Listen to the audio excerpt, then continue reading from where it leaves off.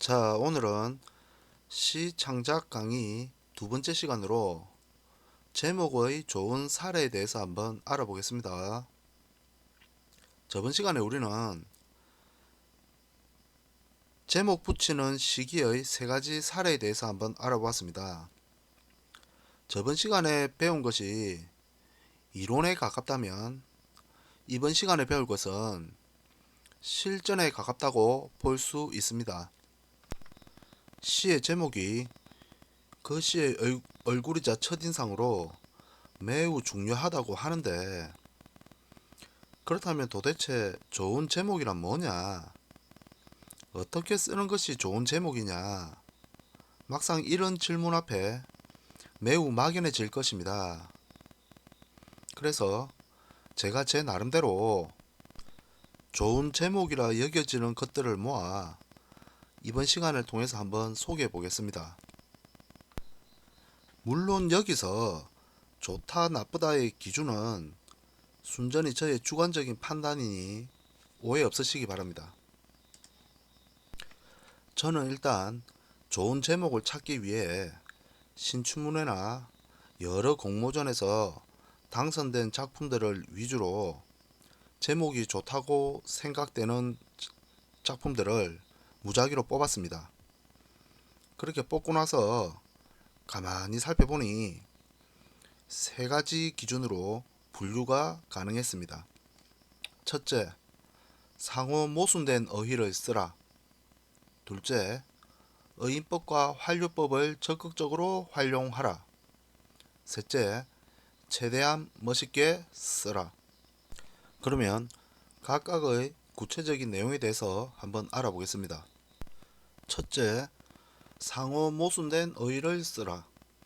제가 좋은 제목이라고 여긴 작품들 중에는 상호 모순된 어휘를 쓰는 경우가 많았습니다. 여기서 모순이란 어떤 사실의 앞뒤 또는 두 사실이 이치상 어긋나서 서로 맞지 않음을 이루는 말입니다.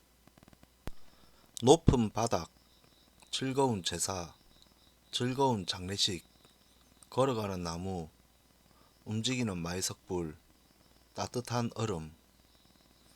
작품의 제목에서 봐도 알 수 있듯이 작가들은 서로 상반된 어휘를 결합시킴으로써 독자 내지 심사위원들의 주의를 환기시키고 있습니다. 바닥이라는 단어에 내포되어 있는 낮은 이미지와 상반되는 높은이란 형용사를, 제사나 장례식이라는 단어에 내포되어 있는 슬픈 이미지와 상반되는 즐거운이란 형용사를, 나무나 마의 석불이라는 단어에 내포되어 있는 고정된 이미지와 상반되는 걸어가는, 움직이는 형용사를, 얼음이라는 단어에 내포되어 있는 차가운 이미지와 상반되는 따뜻한이란 형용사를 씀으로써 독자나 심사위원들은 도대체 높은 바닥이란 뭘까? 어떻게 하면 즐거운 제사와 즐거운 장례식이 될 수 있는가? 걸어다니는 나무와 움직이는 마이석불, 이 무엇인지 궁금해지는 것입니다. 이처럼 상호 모순된 어휘를 써서 제목으로 독자 내지 심사위원들의 주의를 환기시키고 거기에다가 내용까지 탁월하면 결국 그 작품들은 모두 당선작으로 이어질 수 있습니다.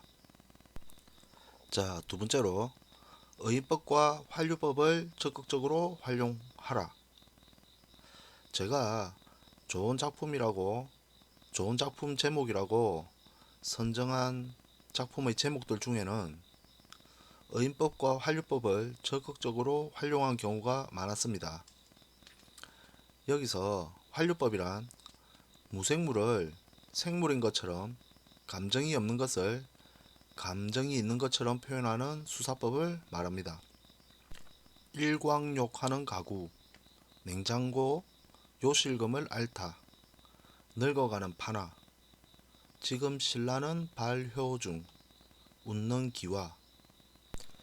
작품의 제목을 보면 알 수 있듯이 사람이 아닌 사물들에 마치 사람인 것처럼, 감정이 없는 것을 마치 감정이 있는 것처럼 표현하니까 제목 그 자체만으로도 흥미를 유발하기에 충분합니다. 이처럼 작품의 제목으로 독자 내지는 심사위원들의 주의를 환기시킨 뒤에 여기에 작품의 내용까지 충실하면 당선작 혹은 불후의 명작으로 남을 수 있는 것입니다. 특히 여기서 오래된 냉장고를 요실금을 앓다라는 표현을 쓴 것이나 천년의 도시인 신라의 오랜 역사를 발효라는 단어를 사용한 것은 그 시적 상상력이 대단히 탁월하다고 보여집니다. 마지막으로 좋은 작품 제목은 최대한 멋있게 쓰라는 것입니다. 일단 시 제목을 멋있게 쓰고 나서 독자 내지 심사위원들이 이게 뭐지? 하는 궁금증을 만드는 것입니다. 물론 이렇게 주의를 환기시킨 뒤에 작품의 내용이 허술하면 꽝이겠지만 내용까지 충실하면 충분히 당선작으로 이어질 수 있습니다. 로트네아몽 백작의 방황과 좌절에 관한 7개의 노트 혹은 절망 연습, 추운 바람을 신으로 모신 자들의 경전, 난쟁이 행성 134340에 대한 보고서, 허공에서 깊어지는 추위, 직선의 방식, 꺾임의 미학, 유빙, 파문, 정멸. 당선작들의 제목을 보면 알 수 있듯이 여기서 중요한 점은 반드시 제목의 길이가 길 필요는 없다는 것입니다. 유빙, 파문, 정멸처럼 함축적이고 상징적인 어휘를 사용해도 충분히 독자 내지는 심사위원들의 주의를 환기시킬 수 있습니다. 이상으로 시 제목의 좋은 사례들을 모두 살펴보았습니다. 감사합니다. 지금까지 시를 창작하는 데 있어서 제목을 붙이는 방법에 대해서 알아보았습니다. 다시 한번 간단히 요약을 하면, 먼저 제목을 붙이는 시기에 있어서 세 가지 사례를 배웠습니다. 먼저 창작 이후 제목을 붙이는 경우와, 다음으로 먼저 제목을 정한 후에 창작을 하는 경우, 그리고 작품에 제목을 붙이는 것은 시기의 문제가 아니라 작품에 어울리는 제목을 붙이는 것이 중요하다는 세 가지 사례를 배웠습니다.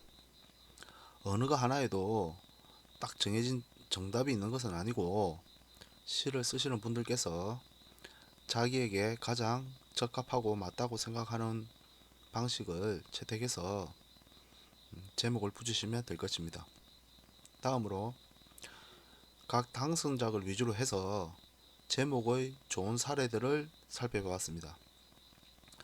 당선작들 중에서 좋은 제목을 가진 작품들을 살펴보니 그들에게 세 가지의 공통점이 있었습니다. 첫 번째, 상호 모순된 어휘를 많이 쓰고 어인법과 활용법을 적극적으로 활용하고 최대한 멋있게 쓰는 것이 시의 내용과 잘 부합해서 결국 당선작으로 이어지더라는 것입니다.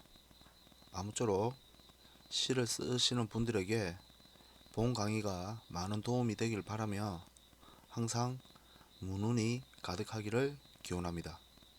감사합니다.